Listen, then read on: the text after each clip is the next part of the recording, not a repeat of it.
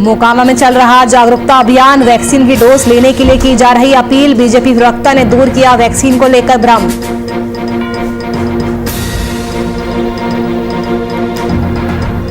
फिरोजाबाद में बिजली कटौती को लेकर लोगों का प्रदर्शन, लोगों ने एसडीओ की गाड़ी का किया घेराव। 3 दिन से बिजली गुल को लेकर परेशानी।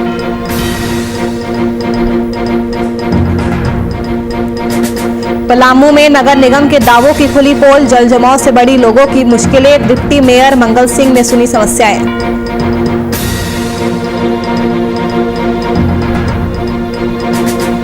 समस्तीपुर में 700 मीटर की रेंज में उठा तूफान, 25 से 30 घर हुए क्षतिग्रस्त। तूफान के कारण लोगों में दिखा खौफ।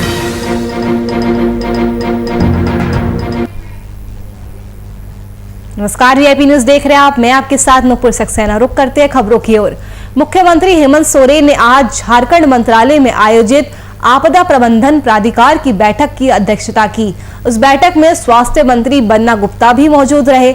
मुख्य सचिव सुखदेव सिंह, अपर मुख्य सचिव स्वास्थ्य अरुण कुमार सिंह समेत अन्य अधिकारी भी मौजूद रहे। उस बैठक के बाद छूट को लेकर बड़ा ऐलान किया गया। तो चलिए हम आपको ग्राफिक्स के माध्यम से समझाते हैं कि बैठक में क्या कुछ फैसले लिए गए हैं।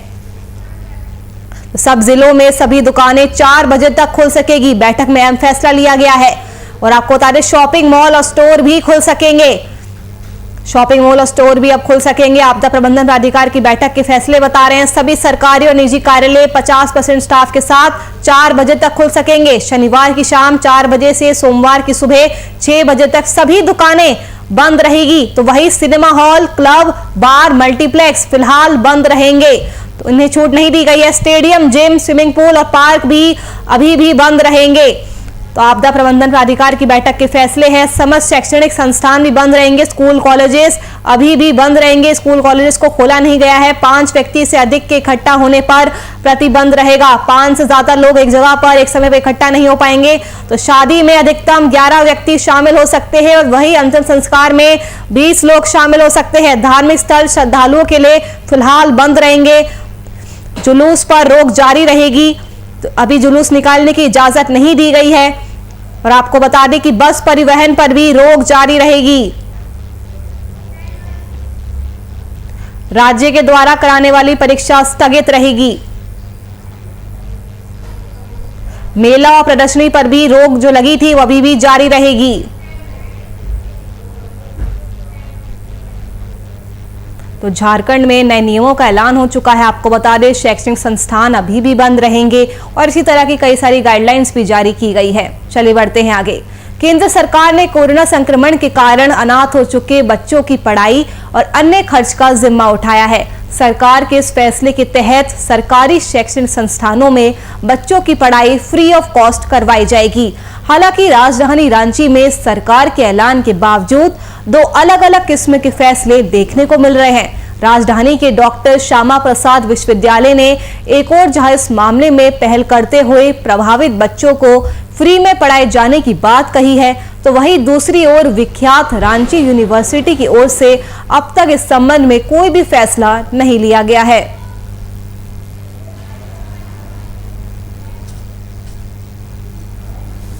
देखिए, कोविड-19 में रांची विश्वविद्यालय से जितने भी कर्मचारियों की, शिक्षकों की डेथ हुई है, सबकी जानकारी सरकार ने हम लोगों से मांगी है और वो हमने दे दी है। जहां तक माता पिता की मृत्यु का सवाल है, तो जैसा हमको सरकार आदेश करेगी हम उसी तरह से काम करेंगे। देखिए, यहाँ तो बहुत अच्छा हम लोगों ने निर्णय लिया है।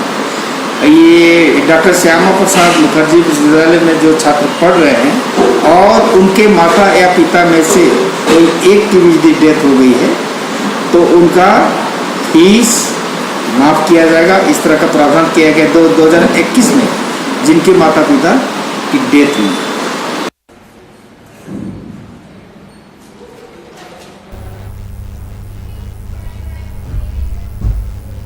बिहार में कोरोना संक्रमण की मौजूदा स्थिति का जायजा लेने के लिए सीएम की अध्यक्षता में बैठक का आयोजन किया गया। इस बैठक में बिहार में लगाए गए लॉकडाउन पर चर्चा हुई। तो वहीं बैठक में सीएम नीतीश कुमार ने नियमों में बदलाव करते हुए अगले 1 हफ्ते के लिए रियायत देते हुए सरकारी दफ्तर और दुकानों को खोलने की अनुमति दे दी है। साथ ही नाइट कर्फ्यू का समय भी रात 8 बजे से सुबह 5 बजे तक कर दिया गया है। बैठक में लिए गए फैसलों को सीएम ने ट्वीट कर साझा किया है।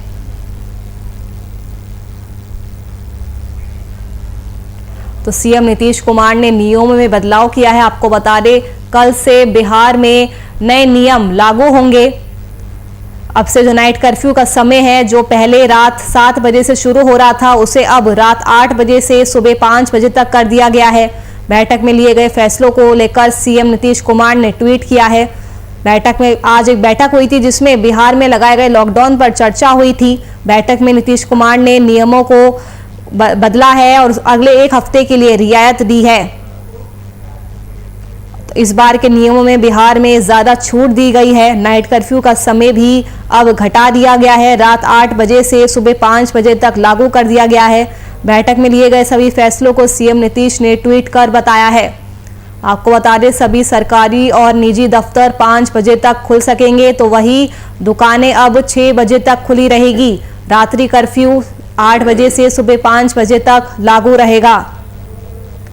तो बिहार में कोरोना संक्रमण की स्थिति का जायजा लेते हुए आज एक बैठक का आयोजन किया गया था, जिसकी अध्यक्षता सीएम नीतीश कुमार ने की थी। इस बैठक में बिहार में कोरोना की मौजूदा स्थिति को लेकर चर्चा हुई। बैठक में सीएम नीतीश कुमार ने कुछ नियमों में बदलाव किया है और ज्यादा रियायत दी गई है। नाइट कर्फ्यू का समय कम कर दिया गया है।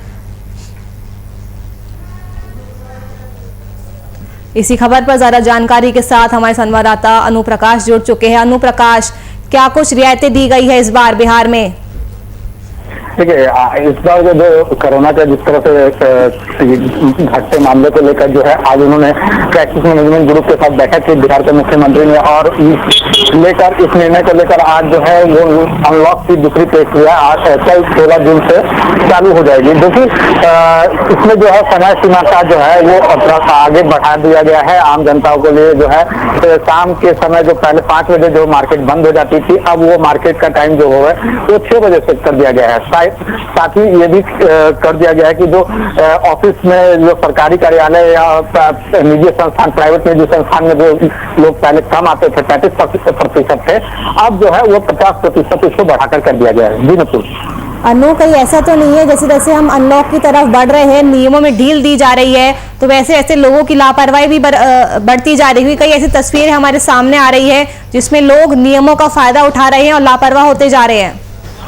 देखिए, ये तो बात है कि जिस तरह से ढील दी जा रही है, लेकिन उसमें जो है इसमें साफ तौर से इस चीज को आदेश भी दिया गया है, जारी किया गया है कि जो लोग कोरोना काल का अगर इस लॉकडाउन का उल्लंघन मामला करते हैं तो उन पर सख्त से सख्त कार्रवाई भी की जाएगी। सरकार के जिलाधिकारी ने ये निर्देश भी आज दिया था कि जो भी लोग अगर इसका उल्लंघन करते हैं उन पर सख्त से सख्त जो है वो कार्रवाई होगी, चाहे वो दुकानें हों, चाहे निजी संस्था, कोई भी चीज हो, उसमें कार्रवाई होगी।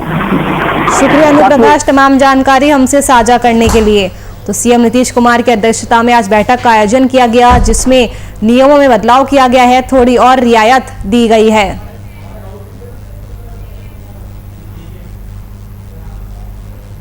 तेल की बड़ी कीमतों को लेकर केंद्र सरकार के खिलाफ प्रदर्शन थमने का नाम नहीं ले रहा। बड़ी कीमतों को लेकर कानपुर में समाजवादी पार्टी के बैनर तले वाहनों की सेल लगाई गई। इस दौरान सपाइयों ने सड़क पर वाहन रखकर सरकार के खिलाफ पुरजोर नारेबाजी की। इस दौरान पार्टी के कानपुर जिला अध्यक्ष ने बड़े तेल की कीमतों को सरकार की मनमानी बताते हुए जनता द्वारा आगामी लोकसभा चुनाव में बीजेपी को सबक सिखाने की बात कही। क्योंकि अब तो सारे बजट भी आ गए, साथियों 4 बजट आ चुके हैं, उसके बाद आपको लाभ देने के लिए कोई सुविधा नहीं है। समाजवादी पार्टी लगातार जनता के हितों की बात करती है। आज ये परिस्थितियां हो गई कि समाजवादी पार्टी 100 रुपए 200 रुपए किलो से ज्यादा का सरसों का तेल है, 100 रुपए से ज्यादा डीजल बिक रहा है, 100 रुपए से ज्यादा पेट्रोल बिक रहा है। आम जनता त्राहिमाम कर रही है। आज उस त्राहिमाम के लिए, जनता के उस अधिकारों के लिए हम सब यहाँ पे बैठे हुए हैं। समाजवादी पार्टी कानपुर महानगर के तत्वाधान में आज हमारे सारे साथी यहाँ बैठकर और हम सब लोग कोविड नियमों का पालन करते हुए यहाँ पे बैठे हैं और लगातार इसमें धरना दे रहे हैं और अपनी बात को कह रहे हैं, जनता के सामने अपनी बात को कह रहे हैं। लेकिन साथियों, हम ये वादा करते हैं कि समाजवादी पार्टी की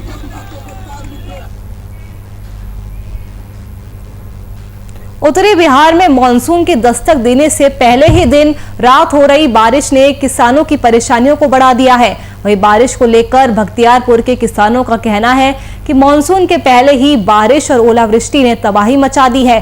किसान पहले सेठ साहूकारों से कर्ज से लेकर मक्के की खेती के लिए बीज बोए थे और अब जब मक्के की फसल तैयार होने के कगार पर पहुंच चुकी है तो मूसलाधार बारिश से सारी फसलों को नुकसान हो रहा है। वहीं जब मूंग की खेती की गई तो पहले मौसम ठीक ठाक रहा, लेकिन अब मूंग टूटने की बारी आई तब फिर से बारिश ने तबाही मचा दी है। बीते 3 दिनों से दिन रात हो रही बारिश से किसान पूरी तरह बर्बाद हो चुके हैं। किसानों की मुख्य फसल मक्के की फसल और दलहन में होती है। मूंग की फसल जिसमें किसानों को अच्छा मुनाफा भी होता है, लेकिन बारिश के कारण सभी चीजों पर पानी फिर गया है। और सरकारी लाभों की अगर बात करें तो सरकार की तरफ से कोई स्कीम आती है तो कृषि पदाधिकारी द्वारा जमींदार को कम और बिना खेती करने वाले लोगों को ज्यादा इसका मुनाफा मिलता है।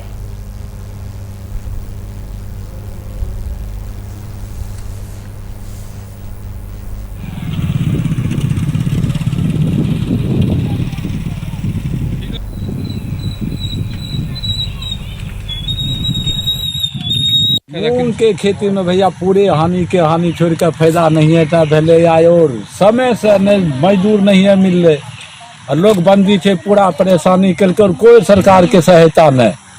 अगर सहायता अबो के ले तो जमींदार का कुछ नहीं, बगैर जमींदार के पूरा सही।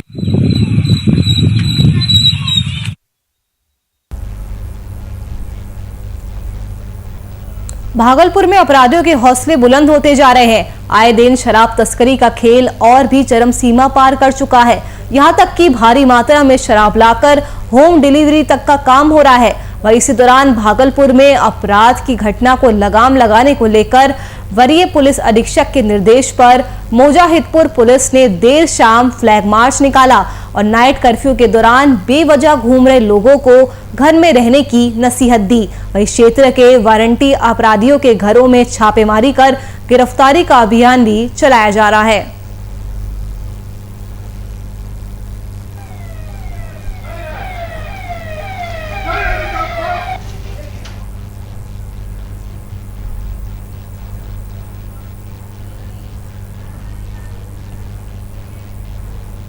राजधानी रांची में प्रदेश कांग्रेस कमेटी सीएलपी नेता और कोविड-19 कार्यबल के सदस्यों की बैठक का आयोजन किया गया। प्रदेश कांग्रेस की अध्यक्षता में आयोजित इस बैठक में शहरी और ग्रामीण क्षेत्रों में विभिन्न समूह के साथ संपर्क स्थापित करने के लिए पंचायत स्तर पर राष्ट्रव्यापी आउटरीच अभियान शुरू किए जाने का फैसला लिया गया। इस अभियान का लक्ष्य संक्रमण से प्रभावित परिवार के सदस्यों का डेटा भी इकट्ठा करना होगा। बैठक के बाद प्रदेश अध्यक्ष ने मीडिया से बातचीत कर जानकारी साझा की।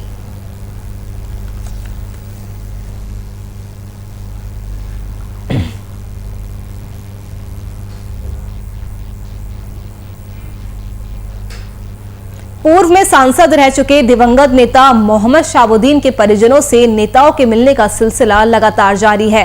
इस दौरान बीते दिन पूर्व मंत्री ददन पहलवान सिवान पहुंचे। वहीं उन्होंने मोहम्मद शहाबुद्दीन के आवास पर उनके बेटे से मुलाकात की। इस दौरान दोनों के बीच घंटों तक बातचीत हुई। पूर्व मंत्री ददन पहलवान के साथ इंडियन ह्यूमन राइट्स के राष्ट्रीय सचिव और मालिक हम के प्रदेश सचिव, जेडीयू के पूर्व प्रदेश महासचिव और आरजेडी के अल्प मोर्चा के प्रदेश अध्यक्ष भी मौजूद रहे। वहीं मुलाकात के बाद ददन पहलवान ने मीडिया से बात करते हुए शहाबुद्दीन से अपने पुराने संबंध बताए हैं।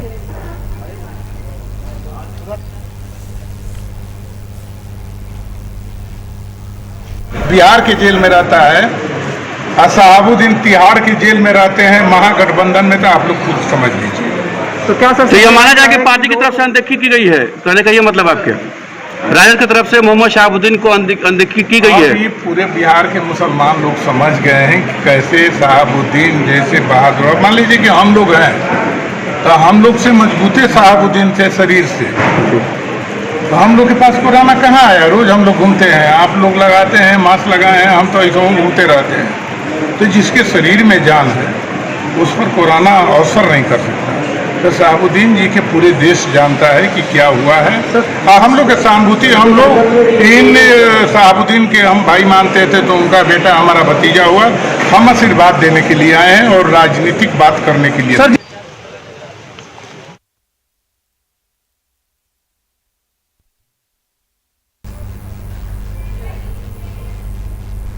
पाकुड़ सदर प्रखंड के ग्राम विकास मंत्री आलमगीर आलम ने कोल्ड स्टोर का शिलान्यास किया, जहां 2 एकड़ जमीन पर 8 करोड़ 70 लाख की राशि से बनने वाले कोल्ड स्टोर के साथ ही अंजना से चांदपुर तक नई सड़क का भी शिलान्यास किया गया। इस दौरान मंत्री ने मीडिया से बातचीत करते हुए बताया कि झारखंड राज्य भवन निर्माण निगम लिमिटेड की राशि से बनने वाले कोल्ड स्टोरेज में आलू प्याज को सुरक्षित रखा जा सकता है, जिससे बाजार में उचित मूल्यों पर सारा सामान मिल सकेगा।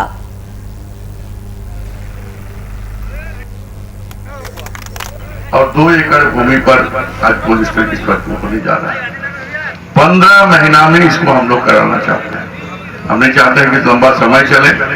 जो संवेदक है उनसे भी हम आग्रह करेंगे कि वो जितना जल्द हो सके 15 महीना में 12 महीना में कर देता हुआ हमारा लिए बेहतर है।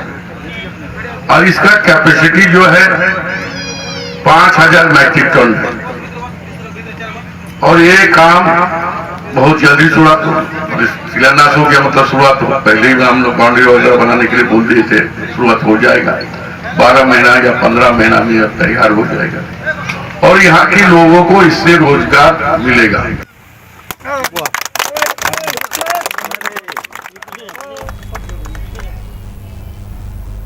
जालौन में वीआईपी न्यूज की खबर का बड़ा असर देखने को मिल रहा है। दरअसल जनपद के माधोगढ़ विकास खंड में हुए फर्जी भुगतान की खबर को वीआईपी न्यूज ने प्रमुखता के साथ दिखाया था। खबर दिखाए जाने के बाद सीडीओ ने मामले में भुगतान के मामले को संज्ञान में लेते हुए निर्माण कार्य का जायजा लिया। इस दौरान सीडीओ ने निर्माण कार्य में बढ़ती गई भारी अनियमितता से रूबरू हुए। साथ ही ग्राम पंचायत में रंगाई पुताई के नाम पर 13 लाख के हिसाब पर भी उन्होंने जानकारी हासिल की है।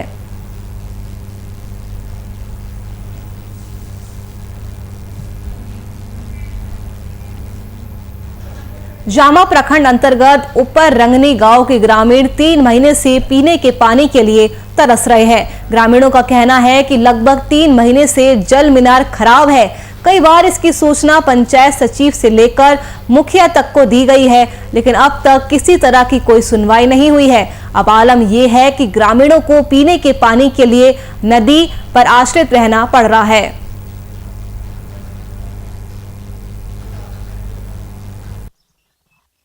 कितना दिन से खराब है चापाकल ये पेयजल? 3 महीना से। अच्छा, नदी से पानी पीते हैं। अच्छा, आप लोग आवेदन दिए हैं लिख के? नहीं, फिर नहीं दल से कोई स्पेन कर से देखभाल करल है। अच्छा, गांव का नाम क्या है? रंगनी परंगनी। ऊपर रंगनी। आपका नाम? मुरली देवी। अच्छा, ये कितना दिन से समस्या आपका बना हुआ है? 3 महीना।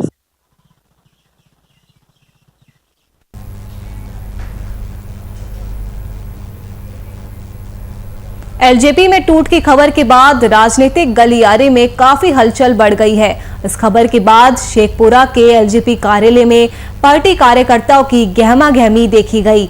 वहीं गहमा गहमी के बीच लोजपा जिला अध्यक्ष इमाम गजाली ने पूरे राज्य और शेखपुरा लोजपा इकाई लोजपा के राष्ट्रीय अध्यक्ष चिराग पासवान के साथ देने की बात कही है। इस दौरान लोजपा जिला अध्यक्ष इमाम गजाली ने कहा कि अपनों ने ही लोजपा पार्टी को आज इस मुकाम पर खड़ा कर दिया है। वहीं उन्होंने बिहार के मुख्यमंत्री नीतीश कुमार पर पार्टी में फूट डालने का आरोप लगाया।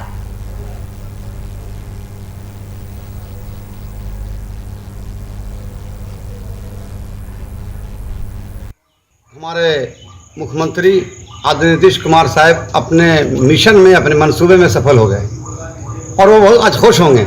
लेकिन मैं बताना चाहता हूँ आपको, चिराग रामविलास पासवान साहब ने लोक जनशक्ति पार्टी के लिए कुर्बानियाँ दी हैं और आदरणीय चिराग पासवान साहब ने जो लोक जनशक्ति पार्टी को जो बढ़ाया है, खून पसीना एक किया है, पूरी लोक जनशक्ति पार्टी की टीम, पूरा लोक जनशक्ति पार्टी चिराग पासवान के साथ हमेशा खड़ी रहेगी, थी, है और रहेगी।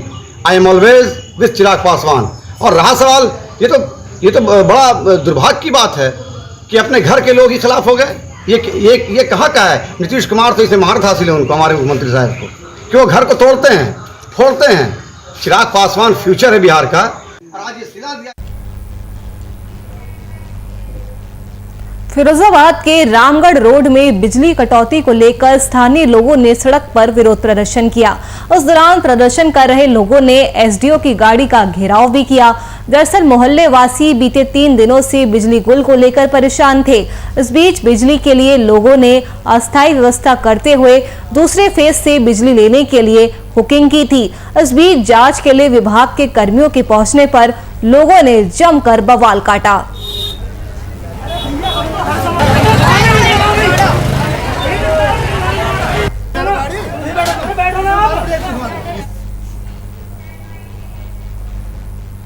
पलामू के मेदिनीनगर में लगातार हुई जोरदार बारिश की वजह से कई इलाकों में नगर निगम के दावों की पोल खुल गई, जहां भारी जल जमाव की समस्या से मोहल्ले वासी परेशान है। मेदिनीनगर शहर के पुलिस लाइन रोड स्थित मोहल्ले में भारी जल जमाव होने से नाराज लोग सड़कों पर उतरकर निगम के खिलाफ नाराजगी जताने लगे। दरअसल कई नालियों पर एंक्रोचमेंट होने की वजह से पानी की निकासी बंद हो गई है।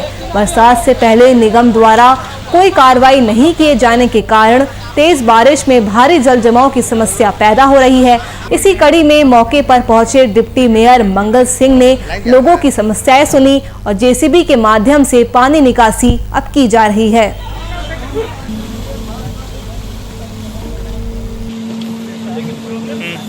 पानी भर गया, पूरे सारे सामान खाने पीने का गोदरेज फ्रिज सारा चीज डूब गया है। हम लोग डूब रहे थे, इसलिए रोड पे आके प्रशासन से हमको ये चाहिए कि मेरा निवारण करे। एक दिन की बात नहीं है, आज तो 3 था हम लोग बैठ गए। नाली पानी चाहिए। सब लोग घर बना के ऊंचा कर दिया है, सारा लोग घर बनाते जा रहा है, अपना ऊंचा करते जा रहा है। तो हम लोग क्या करें, इसका निवारण चाहिए हमको। हमको लगता है कि बहुत जल्दी इसका काम भी हम लोग लगा देंगे, क्योंकि पानी निकलने का जगह नहीं छोड़ा गया है। नाला पर ही मकान को बना दिया गया। और नगर निगम आपको 2019 में जब ऐसी समस्या आई थी तो जो 2 जगहों पे होम पाइप के द्वारा पानी निकाला गया था और हम लोगों ने आग्रह करके समझा बुझा करके बताया था कि इसका टेंडर हम लोग करा देंगे, जो कि टेंडर करा भी थे। लेकिन विगत ध्यान में नहीं आया, किसी व्यक्ति के द्वारा उस पाइप को हटा दिया गया, जिसके कारण एक ऐसी विकराल समस्या उत्पन्न हुई है। अभी तत्काल इस पानी को निकाल दिया जाएगा और जो भी नियम संगत कार्रवाई होगा करवाई जाएगा। हो जाएगा तब होगा, इतना तक पानी हैजा हो जाएगा, ये हैजा हो रहा है।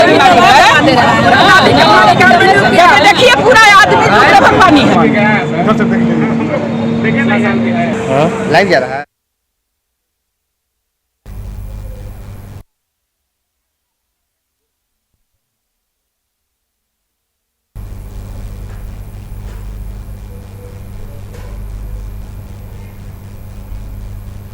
समस्तीपुर जिले में कुदरत का गजब करिश्मा देखने को मिला है, जहां एकाएक एक ही जगह पर लगभग 700 मीटर की रेंज में भयंकर तूफान उठा। ये तूफान इतना तेज था कि विभूतिपुर प्रखंड के लगभग 50 से 30 घर को क्षतिग्रस्त कर गया।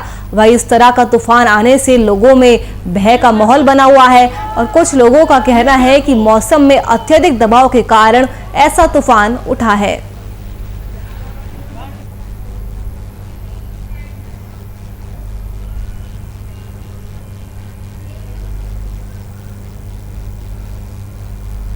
कानपुर लाल इमली के श्रमिक और कर्मचारियों ने बीते 3 साल के वेतन और 2 साल का बोनस की मांग को लेकर प्रतिष्ठान के मुख्य गेट से पैदल मार्च करते हुए मंडल आयुक्त आवास पहुंचे। कर्मचारियों ने मंडल आयुक्त के गेट के बाहर धरना दिया, साथ ही उनकी मांगे पूरी नहीं किए जाने पर आत्महत्या करने की भी चेतावनी दी।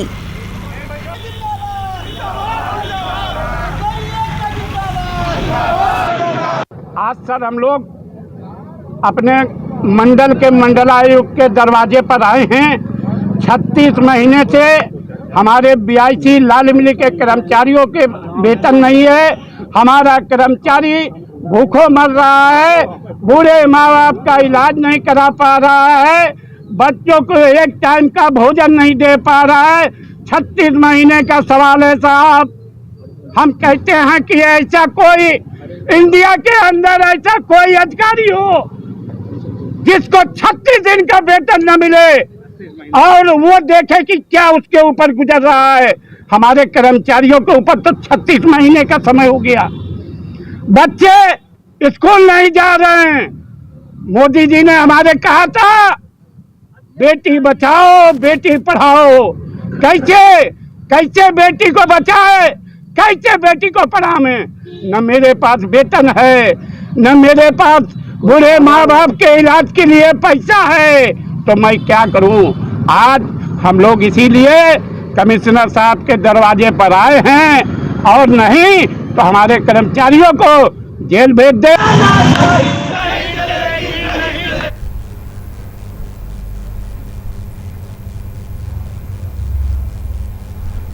चलिए फिलहाल के लिए इस बुलेटिन में इतना ही। देश और दुनिया की तमाम खबरों के लिए आप देखते रहिए VIP न्यूज़। नमस्कार।